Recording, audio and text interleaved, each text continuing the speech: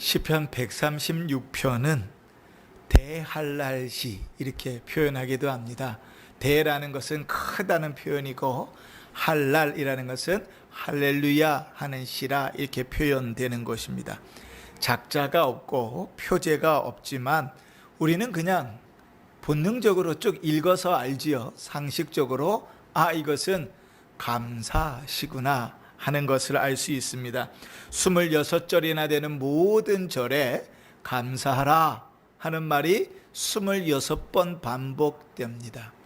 여러분, 강강술래 아시죠? 전라도 이 전래 중에 강강술래라는 게 있습니다. 그래서 손을 다 맞잡고 이렇게 돌면서요, 목소리 좋은 사람이 뭐라고 선창을 하면 뒤에 도는 사람들이 뭐래요? 강강술래 그러잖아요. 저를 좀 보세요. 저를 좀 보세요. 강강술래 그러잖아요. 이 시편 136편은 그렇게 화답하는 노래입니다. 그래서요, 선창하는 사람이 혹 제사장이든지 레위이든지 앞에서 이렇게 선창을 합니다. 여호와께 감사하라 그러면 모든 백성들이 다 함께 그 인자하심이 영원하미로다. 신들 중에 뛰어난 하나님께 감사하라 그러면 모든 백성들이 그 인자하심이 영원하미로다. 26번을 그렇게 하나님을 찬송하는 것입니다. 이스라엘 백성들의 교육 방식은, 신앙 고백의 방식은 그렇게 문답식이었습니다. 그래서요, 교회의 전통 가운데서도 교리문답이라는 게 있습니다. 성경을 어떻게 가르치냐면 문답의 형식으로 가르칩니다. 우리가 제일 잘 아는 것은 웨스터민스터 소요리 문답이에요. 1문이 뭐지요? 인생의 제일 되는 목적이 무엇입니까? 이제 17세기 때 어린 아이를 놓고 준이보단 좀 큰 아이들이겠죠. 어린 아이를 놓고 아빠가 혹은 엄마가 그리고 목사가 가르치는 거예요. 얘야, 인생의 제일 되는 목적이 뭐니? 하고 물으면 아이가 이렇게 대답하는 겁니다. 인생의 제일 되는 목적은 하나님을 영원롭게 하고 그분을 영원토록 즐거워하는 것입니다. 이렇게 대답하는 거예요. 그렇게 백문항이 넘는 것을 암송해서 대답하는 겁니다.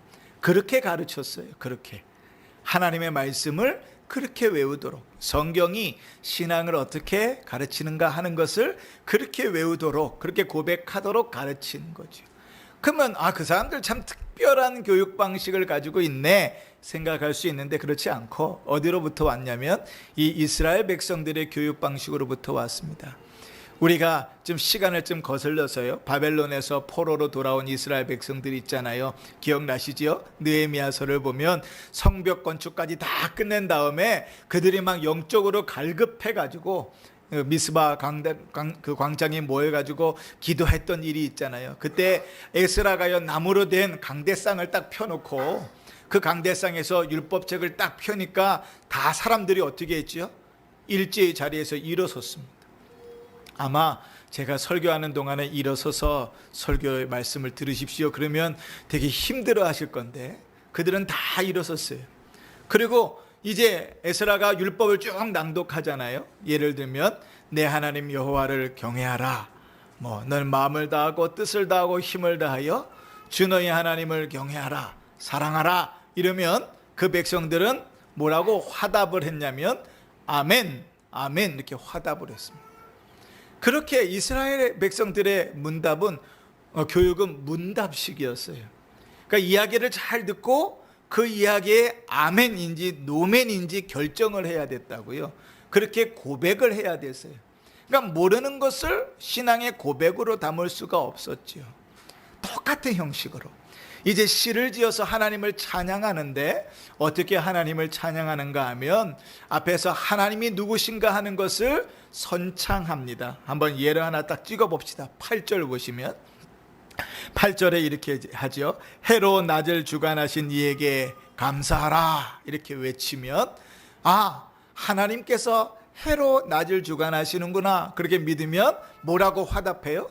그 인자하심이 영원하미로다 이렇게 고백하는 거예요. 그러한 찬양의 모습입니다. 이제 우리 민족들은 강강술래 이런 이 것들이 서동요 이런 것들이 있어가지고 익숙하잖아요. 그런 화답의 형식들이, 그죠? 이스라엘 백성들이 그렇게 하나님을 찬양하는 거예요. 자, 제사장은 이렇게 외칩니다. 감사하라. 그래요. 감사하라. 그죠? 하나님을 찬양하는 자의 마음속에 있어야 되는 기본적인 마음은 감사입니다. 감사가 없이는 하나님을 찬양할 수가 없어요. 사실은 예배도 마찬가지입니다. 감사가 없이는 예배 드릴 수 없어요. 감사가 있으면 하나님께 예배 드리는 것이 기쁨이고 감격일 수 있는데, 억지로 끌려 나와가지고 예배 자리에 앉아있는 사람은 절대로 하나님께 제대로 감사를 드릴 수가, 예배를 드릴 수가 없어요. 왜요? 감사하지 않고 씩씩거리는 마음만 있는데요, 그죠?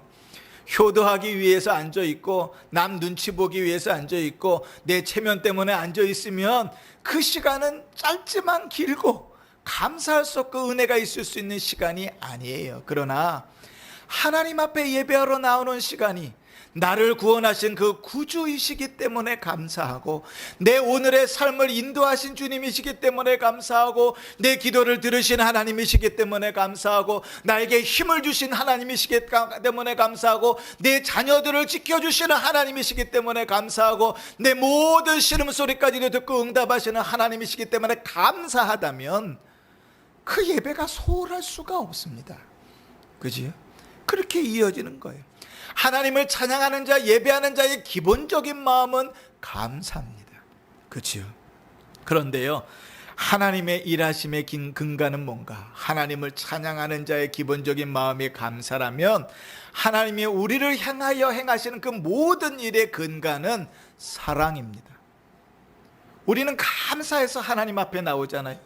하나님이 행하시는 그 모든 일들은 우리를 사랑하시기 때문에 이루어지는 겁니다. 그래서 오늘 시가 어떻게 된다고요? 여호와께 감사하라. 그러면 뭐라고 백성들이 외쳐요? 그 인자하심이, 사랑하심이 영원함이로다. 이렇게 화답하는 거예요. 그냥 의미 없이 그냥 그렇게 추임새처럼 강강수월래처럼 의미가 뭔지도 모르는 그 일들을 읊조리는 것이 아니라 거기에 신앙의 고백을 담는 거예요. 하나님께서 우리를 사랑하시는 그 사랑이 영원합니다.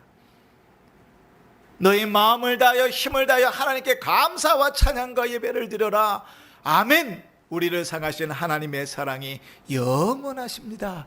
이렇게 고백하는 거지. 그렇게 26절에 걸쳐서 하나님을 찬양합니다.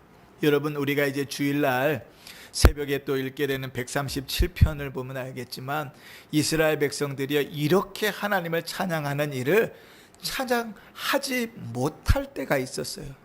아니요, 찬양을 하라 그러는데 찬양하기를 거부할 때가 있었습니다. 조롱과 멸시를 받으니 하나님을 찬양은 해야 되겠는데 찬양할 수 없는 상황이 놓여질 때가 있었어요. 그때 되면 더 뼈저리게 느끼는 거죠. 내가 하나님을 찬양하는 것이 얼마나 더 감사한 것인가, 주를 예배할 수 있다는 것이 얼마나 복된 것인가를 그때서 깨닫게 되는 것이죠. 자, 그러면 이제 이 이스라엘 백성들을 향하여 하나님께 감사하라 하는 내용들, 그 앞에 붙어 있는 무엇을 감사하라고 이렇게 외쳤는가, 이스라엘 백성들에게 하나님께 무엇을 감사하라고 외쳤는가 하는 내용들을 좀 살펴보십시다. 크게 두 가지로 나눕니다. 4절에서 9절까지를 보면 무엇을 감사하라고 하는가?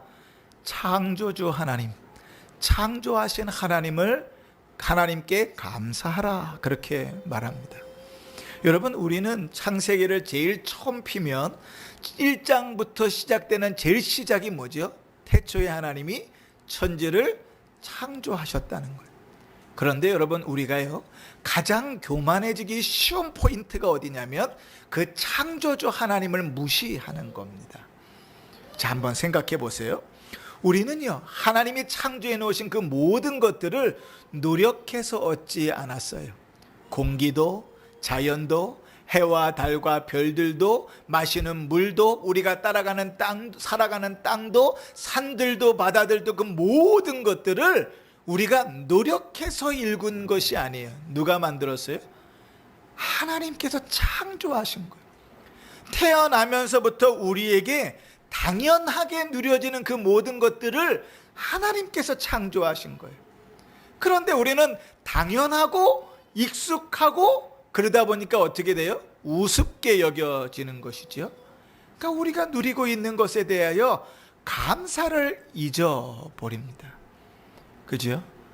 자연도, 초목도, 바다도, 그죠? 공기도, 산소도 감사를 잊고 살아요. 여러분, 그래 보신 적이 있나요? 아침에 일어나서 눈을 뜨면서 하나님께서 숨 쉴 수 있게 하심을 감사해 보셨습니까? 하나님께서 오늘도 나에게 하루를 주셨다는 것을 감사해 보셨습니까? 아니요. 대부분의 사람들이 그런 감사가 없어요. 언제 감사가 되는지 아세요? 우리의 숨이 헉헉 막혀서 숨쉬기가 너무나 힘들고 약물을 통해서 겨우 숨을 쉬어야 되는 상황을 버티고 그 고비를 넘어간 다음에야 비로소 내가 내 힘으로 숨 쉴 수 있다는 것이 얼마나 감사한지를 알아요. 우리가요, 아침에 눈을 딱 떴을 때 하나님께서 하루를 시작하게 하루를 허락하신 일이 대단히 당연한 일이어서 우리에게는 아무런 감사가 되지 못할지라도 밤에 같이 한 이불을 덮고 자다가 내 옆에 자는 사람이 그 밤중에 주님 앞에 불려가는 것을 내 눈으로 목격하고 나면 그 다음에 내가 눈을 뜨고 하나님 앞에 일어나는 것이 얼마나 감사한 줄 안다고요. 우리가 하나님 앞에 예배하러 나오는 이 모든 일들이요, 늘 당연한 것처럼 보이지만 하나님께서 우리를 예배하지 못하게 할 때, 그때 비로소 하나님 앞에 나와 예배할 수 있는 것이 얼마나 감사한지 몰라요. 오늘 이제 사회적 거리두기 4단계가 8월 마지막 주일까지 연기가 됐어요. 저희 아이들은 이제 8월 내내 이제 집에서 예배를 드려야 되는 상황이 되어져 버렸습니다. 그죠? 나오고 싶어 막 죽겠죠, 그죠? 예배 자리에 나와서 예배 드리고 싶죠. 근데 애비가 목사라고 나오지 말라고 억지로 몰아넣는 거잖아요. 이제 그럴 수 없는 성도들 나와서 예배 드리셔야 되니까. 그렇다고 우리가 또 교회가 앞장서서 불법을 저지를 수는 없는 일이니 조율해서 교회 단체, 교회가 정부와 조율해서 만든 그 계속 나오는 것들을 따라서 우리가 이제 진행하고 있으니까 여러 가지로 이제 협조하고 일을 하죠, 그죠? 그러니까 정말 나오고 싶죠, 그죠? 너무 이렇게 유도하는 것 같아서 미안한데, 그러니까 나오고 싶어도 못 나와야 되는 상황이 생긴다고요. 그러니까 나와서 예배 드리는 것이 얼마나 감사한 것인가, 그죠? 그제서야 알게 되는 것이죠. 어쩔 수 없이 사고가 나서 병원에 입원해 버렸어요. 내 다리를 움직일 수가 없는 상황이 됐습니다. 주일인데, 분명히 주일인 걸 내가 아는데, 주일 아침에 이 시간이면 내가 준비하고 예배당에 예배당 가는 차를 탔을 시간인데, 그럴 수 없고 병상에 누워 있어야만 하는 상황이 돼 보아야 비로소 인생은 참 무지해서 그때서야 내가 하나님 앞에 나와 예배드리는 그 당연하고 하찮게 여겼던 그 일이 감사한 줄 아는 거죠. 우리가 하나님을 무시한다. 아니요, 저는 주를 무시할 생각이 없습니다. 아니요, 우리가 잊어버리기 때문에 그래요. 뭘 잊어버려요? 성경의 제일 처음이 우리를 창조주 하나님을 고백하게 하는데, 우리가 하나님을 믿는다고 하면 그 하나님은 누굽니까? 창조주십니다. 세상을 창조하신 주인이십니다라고 우리는 그렇게 고백하는데, 삶 속에서는 그 주님을 무시하고 사는 거예요. 왜? 감사할 수가 없으니까요.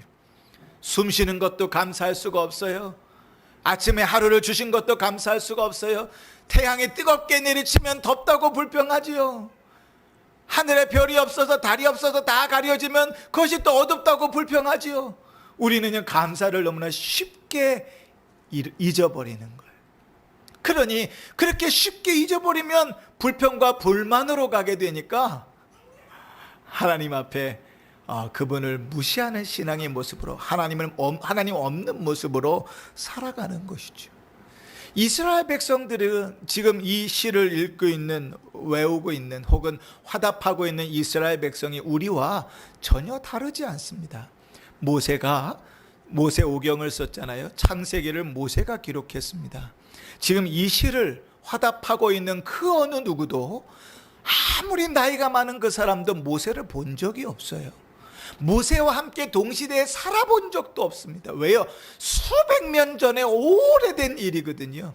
우리나 이들이나 별반 차이가 없습니다. 그런데 무엇을 지금 찬송하고 있는 거예요? 아까 8절 봤으니까 8절 다시 보십시다. 해로 낮을 주관하신 이에게 감사하라. 그 인자하심이 영원하미로다. 하나님께서 태양을 만드시고 그 해로 달과 별로 낮과 밤을 주장하게 하시고 하루를 경계를 정하게 하시고 해와 달을 나누게 하신 그 하나님을 찬양하는 것이지, 감사하는 것입니다. 그지? 우리에게는 참 갖기 어려운 마음인데 그것을 찬양하며 감사하는 것이죠. 자, 더 이어서 그렇게 이제 찬양하는 내용들이 9절까지 계속 이어집니다. 홀로 큰 기사를 행하신 분이라고 4절에는 고백하고 5절에는 지혜로 하늘을 지으신 분이라고 고백하고 6절에는 땅을 물 위에 펴신 분이라고 고백하고 7절에는 큰 빛들을 지으신 분이라고 고백하고 8절과 9절에는 해로 낮을 주관하고 달과 별들로 밤을 주관하게 하신 하나님이라고 고백하는 거예요. 그치? 우리에게는 너무나 당연하고 익숙해서 감사할 거리가 되지 않는데 이 이스라엘 백성들은 뭐예요? 그것을 감사하고 찬양하고 그 모든 일들이 누구를 사랑하기 때문에 우리를 영원히 사랑하신 그 사랑 때문이라고 찬송하고 있는 것이죠. 그러니 사랑하는 성도 여러분, 우리의 삶 속에 이런 하나님을 만나고 이런 하나님을 고백하고 살아갈 수 있으면 좋겠습니다. 우리에게서 당연한 게 어디 있어요? 우리에게서 당연한 일은 없습니다. 그죠? 당연한 것처럼 보이는 그 일들 속에서 하나님께 감사할 수 있다면, 그것들 속에서 하나님을 찬양할 수 있다면 그것이 얼마나 큰 은혜고 복인가 하는 것이죠. 제가 처음 사역했던 교회에서 모셨던 이제 목사님이요, 대단히 깐깐하신 분이었어요. 그 은퇴하시는 말로가 그렇게 아름답지는 못해서 되게 마음도 상하고 속상하고 실망스럽기도 했지만 또 저 결혼할 때 줄에도 서주시고, 목사님이 돈이 어디 있어요? 그럼에도 불구하고 막 축의금도 많이 내셨던 것으로 제가 기억해요. 되게 아껴주셨거든요. 근데 그분에게서 제가 배웠던 신앙의 내용들 중에, 저는 제가 거쳐왔던 교회에서 거쳐왔던 담임 목사님들을 통해서, 교육자들을 통해서 늘 이 신앙의 내용들을 많이 배웠는데, 근데 그 목사님께 배웠던 신앙의 내용 중에 하나가 무엇인가 하면 감사였어요. 그분은 매주일 한 번도 빼놓지 않고 감사헌금을 드립니다. 한 번은 제가 궁금해서 여쭈었어요. 목사님, 어떻게 그렇게 매주 감사할 거리가 생깁니까? 그때 당시에 저의 신앙이라는 것은 전도사임에도 불구하고 뭔가 거리가 있어야 감사헌금을 드리는 거예요. 그죠? 자식이 태어났다든지, 그죠? 좋은 일이 생겼다든지, 이래야 자녀가 대학을 갔대, 이런 거리들이 생겨야 감사헌금을 드리는데 어떻게 목사님 매일 그렇게 감사헌금을 드립니까? 그분의 고백이 가관이지요. 우리를 구원하신 그분 앞에 우리가 감사하지 않을 수 있는 순간이 어디 있는가? 우리의 삶을 인도하시는 그 하나님 앞에 우리가 감사하지 않을 일이 어디 있는가? 저는 이렇게 받았습니다. 우리의 삶 속에 하나님께서 우리를 인도하시는 그 모든 일들이 대부분은 당연한 일이고 그러한 일 속에 우리는 살아가는데, 그 속에서 감사를 보는 자만이 하나님께 감사할 수 있는. 그래서 그때부터 지금까지 제가 머리를 깜빡해가지고 준비하지 못한 경우를 빼놓고는 매주 하나님 앞에 감사합니다. 사랑하는 성도 여러분, 우리의 삶 속에 당연한 것은 없습니다. 우리가 숨 쉬고 있는 것, 하루 아침에 눈을 뜨고 시작하는 것까지, 비가 오면 비를 막아주는 집이 있고 날이 더우면 시원하게 해주는 에어컨이 있는 것까지, 우리의 모든 삶 속에 그 어느 것도 당연하고 감사한 것은 없습니다. 우리가 노력해서 쟁취한 것은 없습니다. 하나님께서 우리가 태어나면서부터 이 땅에 다 창조해 놓으시고 누리게 하셨던 것들이죠. 하나님께서 힘을 주시고 하나님께서 능력을 주시고 하나님께서 인도하시는 것들로 우리를 살게 하시니 우리는 감사할 이유밖에는 없습니다. 우리의 신앙의 척도를 어디서 발견하는가? 너무나 당연한 그 일에 어느 정도까지 감사할 수 있는가? 거기서 우리의 신앙의 수준과 척도를 발견할 수 있습니다. 그러니 사랑하는 성도 여러분, 우리를 창조하신 그 하나님으로 감사할 수 있다는 것은 대단히 신실한 신앙이고 대단히 바른 신앙이며 대단히 굳건한 신앙입니다. 자, 이제 10절부터 25절까지 이어지는 말씀들은 무엇에 대한 감사의 찬양인가 하면 우리에 대한 구원, 구속에 대한 감사와 찬양입니다. 이스라엘 백성과 관계에서는 애굽에서 그들을 구원해 내신 것을 시작하여 그들의 찬양을 이야기합니다. 10절을 보시면 애굽의 장자를 치신 이에게 감사하라. 그 인자하심이 영원하미로다. 우리는 이미 성경을 너무나 잘 알지요. 애굽의 장자를 치셨다. 무엇을 얘기하지요? 하나님께서 애굽 땅에 베풀었던 10번째 재앙이지요. 그죠? 그 재앙을 시작으로 해서 이스라엘 백성의 출애굽이 준비되고 출애굽이 진행됩니다. 애굽으로부터 하나님께서 구원해 내시는 구원의 역사입니다. 우리로 따지면 예수 그리스도로 말미암아 죄와 사망으로부터 우리를 구원해 내시는 구원의 역사입니다. 여러분, 이 구원은요 아무에게나 거저 막 던져줘도 뿌려서 얻어진 것이 아닙니다. 많은 수많은 사람들 중에 주께서 택하신 자에게만 주어진 은혜입니다. 그런데 이 감사가 쉽게 우리의 마음속에서 잊혀져 갑니다. 당연하게 여겨지면, 익숙하게 여겨지면 잊혀져 가는 거예요. 한 사람이 예수를 믿는다는 것, 한 사람이 신앙 가운데 선다는 것이 얼마나 어려운지 우리는 너무나 잘 알지요. 우리 가족 중에서 우리의 눈으로 확인하잖아요. 한 사람이 주 앞에 나와 믿음으로 선다는 것이 우리의 힘으로, 우리의 능력으로, 돈으로, 무엇으로도 안 된다는 것을 우리는 너무나 잘 알잖아요. 그런데 그와 내가 무엇이 달라서 하나님이 나는 구원하시고 그는 아직 그 상태대로 내버려 두시냔 말이에요. 그렇죠? 그러니 우리가 죄로부터 구원받았다는 것은 당연한 일이 아닙니다. 하나님의 은혜고 주님의 특별하신 선택입니다. 그런데 여러분, 구원은, 성경이 말하는 구원은 죄로부터의 구원만 말하지 않습니다. 우리가 신앙생활 가운데 열매가 맺혀지지 않고 신앙생활이 제대로 믿음이 자라지 않고 믿음으로 살아가지 않는 이유는 성경을 착각하기 때문에 그래요. 예수 믿으면 구원받습니다라는 말을 착각하기 때문에 그렇습니다. 성경은 죄로부터 구원받아, 예수 믿었어? 그래, 그럼 넌 구원받는 거야. 그렇게만 말하지 않습니다. 왜요? 성경은 영원한 약속하신 나라 천국에 들어가는 구원까지의 그 모든 것을 다 구원의 역사로 보거든요. 그래서 언제 하는가? 그 사람이 나는 구원받았어요 라는 말이 거짓말인 것을, 그 사람이 구원받지 않았다는 것을 언제 하는가? 그 사람의 삶을 통해서 압니다. 그 사람의 삶에 구원의 증거들이 나타나는가? 구원받은 자에게는 반드시 구원의 증거들이 나타나거든요. 구원의 증거가 나타나지 않고 이 땅을 허송세월 보내다가 천국으로 가는 인생은 없습니다. 그래서 바울은 이렇게 표현했어요. 두렵고 떨림으로 너희의 구원을 이루라 그랬다고. 이루라.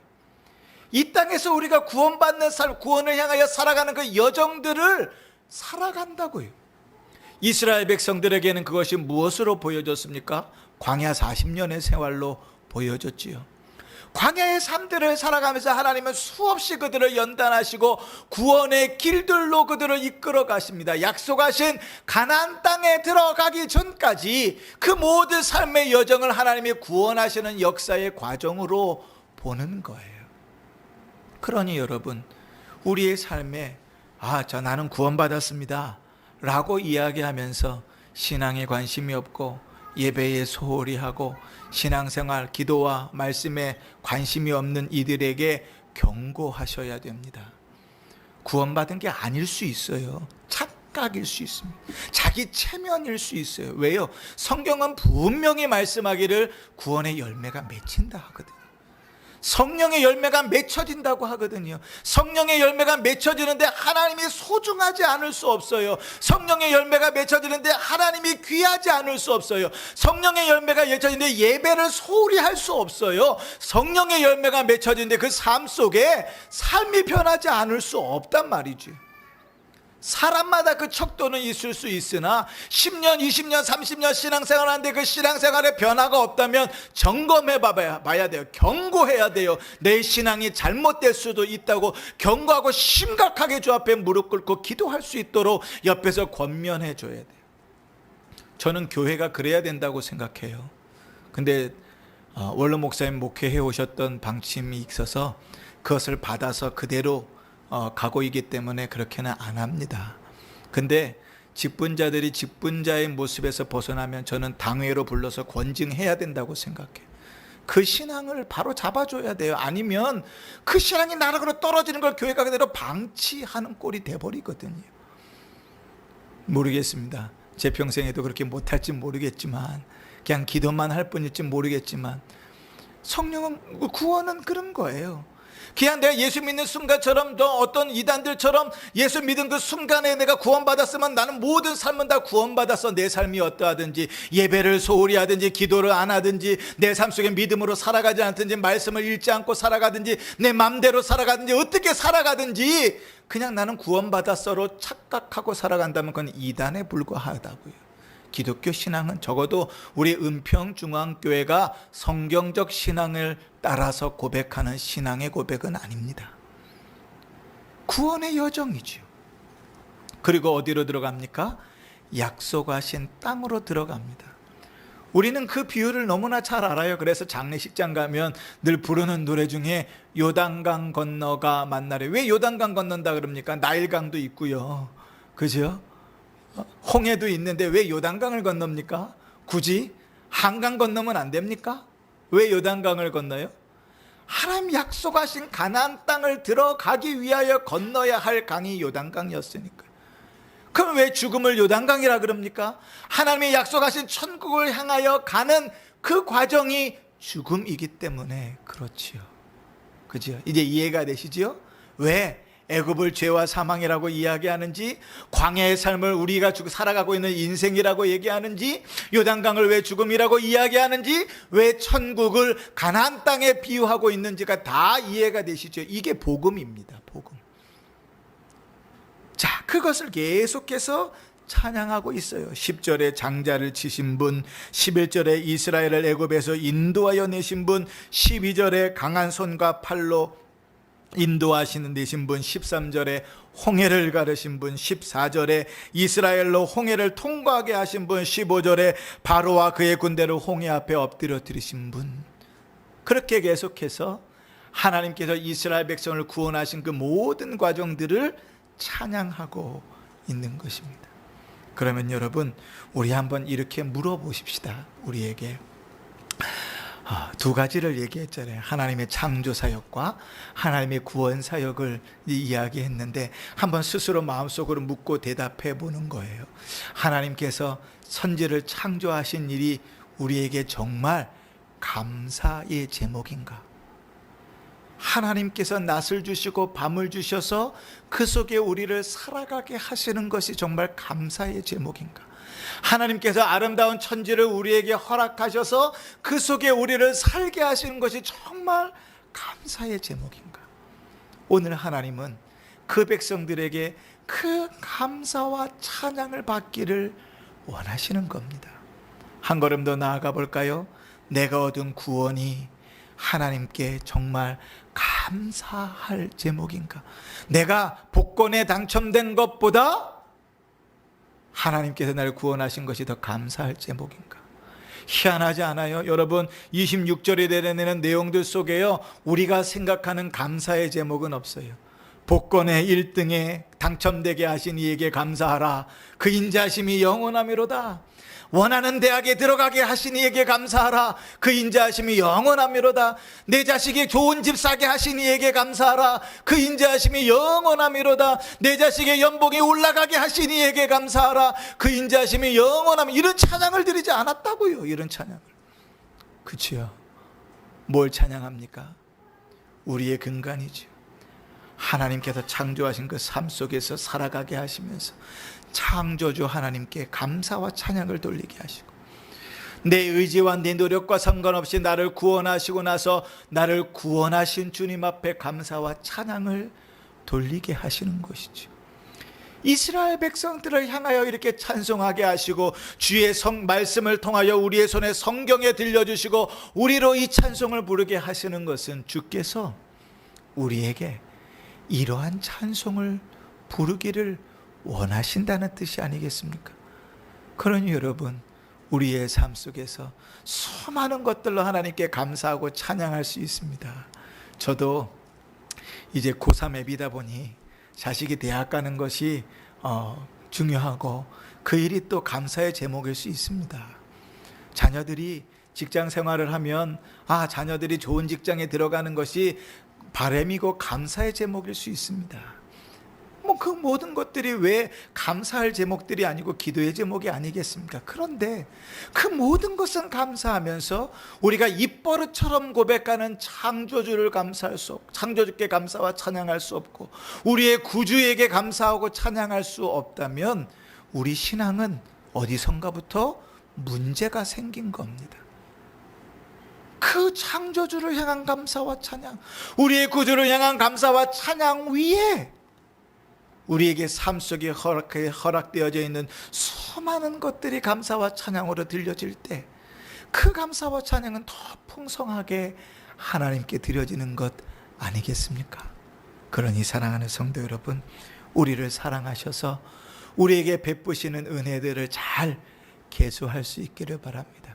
우리의 눈을 열어서, 육체의 눈이 아니라 영적인 눈을 열어서 하나님께서 우리를 사랑하셔서 베푸시는 은혜들을 볼 수 있기를 바랍니다. 그리고 우리의 마음을 다해서, 우리의 입술을 열어서 그 하나님께 감사와 찬양을 돌릴 수 있기를 바랍니다. 하나님께서 그것을 원하시고, 하나님께서 우리에게 그것을 원하신다면 우리가 감사하고 찬양하는 그것으로 하나님이 기뻐하시고 영광을 받으실 것입니다. 하나님이 그것으로 기뻐하시고 영광을 받으신다면 하나님이 기뻐하시는 그 기쁨을 우리에게 채워주실 줄도 믿습니다. 할렐루야, 아멘. 그런 은혜로 살아가시길 바라고, 그 기쁨을 풍성히 누리며 살아가는 복된 성도들 되시기를 주의 이름으로 축원합니다. 아멘.